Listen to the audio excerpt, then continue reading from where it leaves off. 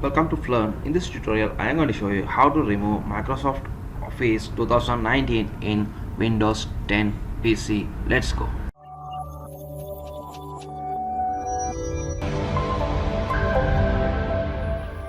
Okay, I am going to uninstall the Office 2019. Start, and I am going to search Control Panel. CON. Here there's a Control Panel, and I'm going to click here. There's a Program and Features.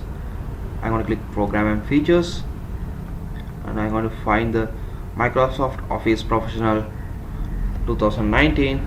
Click this one here and press uninstall. Press yes, uninstall, and it's processing.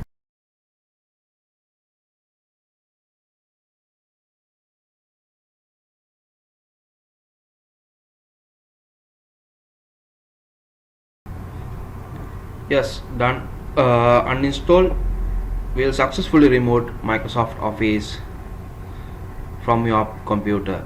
Close, and it's uninstalled. Thank you for watching.